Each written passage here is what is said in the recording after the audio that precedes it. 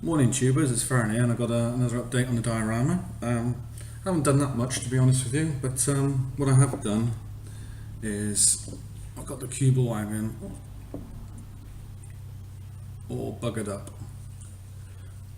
I haven't quite finished it yet, still got quite a bit to do. I've got all the dirt, scorch marks, rust all over it. Just need to spray it with some lacquer of some sort just to lock it all in. But yeah, it was great fun actually doing this. I mean, the majority of it, to be honest with you, is all going to be covered in snow anyway on some parts, and basically it's going to be pretty much covered up with the weather. Now I've stuck down all the doors, wheels.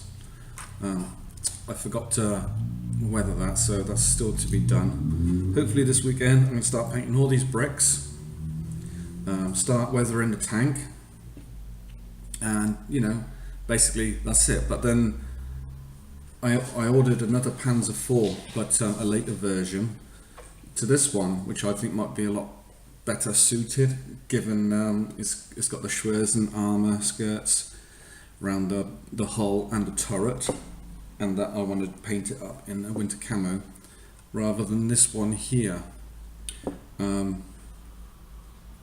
So I'm going to basically delay the diorama even a bit longer now, but still it's what I want to do, and it's something that I feel that needs to be done anyway, because to begin with, I knew this version of the tank was not historically correct for this time period, but like I said, I'm not looking for historical perfection. I am just doing a diorama because I want to, basically, and that's it. So yes, I bought a kit and I'm going to show you it now. So I'll do a couple of little things today. There's a few things I want to cover. Just make sure that's flat. So over here I got this off eBay, 13 quid, free postage as well. So I thought, for an academy kit, not bad, £13. I'm not going to grumble at that, which I'm not. It's quite a cool little model, and what's in the box is so there's some finished shots there, and whoever made this version, it's actually got the Zimmerit plates on there, the paste. So I'll be doing the Zimmerit as well, but I'm going to have to buy some milliput for that, because I can't work with green stuff that well. I don't know why, it's just the way I am. I'll get some standard milliput, but it looks pretty cool. I mean, on here they showed you that we've got like some missing panels on here, so I'll be doing that as well, just to make it look a bit more realistic. I mean, there's the instructions with the sprue map, a list of do's and don'ts, brief history, and then you've just got your step-by-step instructions. And I think there's not that many steps. There's like 7 steps. So I'm not really going to bore you with how all the instructions go. But looking at it, you know, it's pretty cool. I mean, it's got Academy stamp in there. He says, well, it's all written in Korean, so. But yeah, it looked like it was like an old 70s kit anyway, or it could have been an old Tamiya mold going by. All this in here for the batteries and compartment space over there for the motor and what have you. So I got a funny feeling this used to be an old Tamiya kit. And but saying that, I mean, it's got made in Korea stamped on it. I could be wrong, I probably am, I don't really care. But some really nice detail on here. The panel lines are not too deep, not too shallow. If you go over here on the back there, you can see those there. So they look pretty good on there. You've got some nice raised rivet detail as well around the hatches over there. Okay, and you've got your anti-slip texture, which is really nice actually. That's pretty damn cool. So what I'm also going to be doing with this then is, like, when I start building this, I'm going to be putting the Zimmerit coating on all the exposed parts, so that you know, because I like doing that Zimmerit. It looks cool. And then here we have the first sprue, which is basically the construction of the turret. There's an MG on the sprue as well. And this is just going to be a really brief open box review. Nothing as in detail as like Texas Andy does. That's Tactical Jackalope. His reviews are brilliant. I like watching his in-box reviews, they're really cool. So yeah, I mean there's all your road wheels there, and they do look nice. Actually, a little bit of flash over here on one or two of them. But in all fairness, you can't really grumble. The detail on the rear idler wheel though is a bit basic. And then up on here we've got some spare track lengths, because you've got the elastic band tracks on here on the actual other bag. Got all your standard details in here, like your tools, clamps, the jack, the headlamps, hooks, all your little knickknacks, parts for the exhaust at the rear. These are the rear fenders. Yeah, okay. Not too bad, not too bad. And then here's the schwers and skirts and the shroud that goes around the turret. Yeah, I'm going to be cutting them out into individual pieces to actually make it look a bit more authentic. So I think it'll look crap. It's got the plates that are all intact on it. I don't want that. I want it to look like it's really shagged out, basically. And yeah, there you go. I mean, that's pretty much it. I mean, I'm going to go into deep details with this, because we've all done these kits. I mean, there's plenty of channels on there. I do fantastic reviews on kits, and Tactical Jackalope is one of them, and there's a few others out there as well. I mean, you've got the Sterine Phoenix, aka the old Git, who used to be the old Git. Who else is out there that does reviews on kits? Me. But this is just a quickie.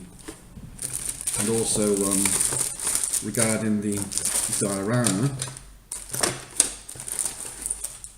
is the base coats on this one miniature. There, look. The face came out really crap, so I've got to repaint the face. And it looks good on camera, but when you're actually looking at it as I'm looking at it, it looks like he's got one white eye, one black eye, so I'm gonna change all that. But it's but yeah, it's getting there. It's getting there. And then the colour I paint that is a field grey. If anyone can correct me on the actual colour, the colour of this jacket, please do. The era is 1941 to 42, so if it is field grey, fantastic. If it's something different, please let me know. Because on the back of the box it shows that it's been painted in a grey, and then the box art cover shows it like a field grey colour. So I went for the field grey colour, so that the artist's impression is usually better than what the modeler does. Anyway, and on another note, I've actually gone back to doing Games Workshop stuff. I saw this in my local Games Workshop, and I thought that just looks awesome. So this is Trigon, and basically stick his head on. Now, there's all his arms there. They could be painted all separately, but this is a little project I'm doing in between the diorama and this. So it's a nasty looking bugger, but the detail's bloody immense. I mean, yeah, they are expensive, but I mean, you do get what you pay for. I know I've grumbled and I've actually bitched about Games Workshop in the past, but actually getting back into it again. I mean, I've always fancied doing a Tyranid, so I picked up this one because it looks really menacing. Reminds me a lot about Aliens and stuff like that, so I quite like it. And I'm gonna do my damnedest with this one and take it from there. It's going to be quite an intriguing little journey on that one. And then here, this is like one of its arms. There's some really nice detail in there. and it basically just uses it's these scythes, you know, as a deadly weapon, and it's got 6 of them all together on it, and just like stabs at the enemy. And a bit of the fluff I found quite interesting. This is the nerd coming out in me now. Is that all of its armor plates, when they're agitated, they build up an electrical charge, and then they can actually disperse that charge at the enemy, electrocute them, stun them, whatever, and go in for the kill. So I thought it was pretty damn cool. So I'm thinking of painting this in like a dark and light blue and grey skin kind of affair, and but I'm going to have sort of like lightning. I'm going to paint lightning on it to make it look like it's actually generating a stun attack. But that's just the nerd in me, and I love the nerd in me, else he won't be doing all of this. And another thing I bought the other day was, got this through the post, was these life colour paints for German armour, dark yellow set for the tritonal. And basically you get 6 colours in this set, you know, and I can't read German, so I'm not going to embarrass myself. So basically you got a light sandy gelb brown, yellow brown, and then you got sand green, grew, whatever, and you got dark yellow, and then you got and then on here you got olive green, and then you got like the brick red colour. £22, and I thought that was a bit extortionate for what you're actually getting, but so these kind of like are working out to like almost £4 a pot each, all because they're in a pretty little set. But I bought off eBay from S&M Stuff, and they said free delivery, so I'm just thinking if they might put the delivery charge within this, because normally when I've bought these before individually, these have been about £2.80. But saying that, you do get a lot more than the standard pot, like from Vallejo Games Workshop, because Games Workshop gives you 12 mils or 10, something like that. Vallejo give you 17, and Life Colour give you 22 mils. So you do get quite a lot there. And I think those are going to last me quite a long time. They're not going to stay in this box forever, because nothing stays in the box. You just get put into the paint rack with everything else. But I've checked out the colours. They're quite nice, and what I was really looking for was this look here, which is this really faded sand colour on this actual Panzer IV over here. So I could have plans for, you know, redoing that. Who knows? But anyway, that's that. I think I've waffled on for long enough. Don't want to hear me bloody going on and on hours on end. Tank crew, by the way, they're finished. But I'm going to be putting them with the Panzer IV, so I've made my decision there now. So the new Panzer IV I got is going to go for the Diorama. Okay, and this other one over here will be just for something else. So I've got a lot of chopping and changing to do, and once that's all done, I think hopefully it'll all be cool.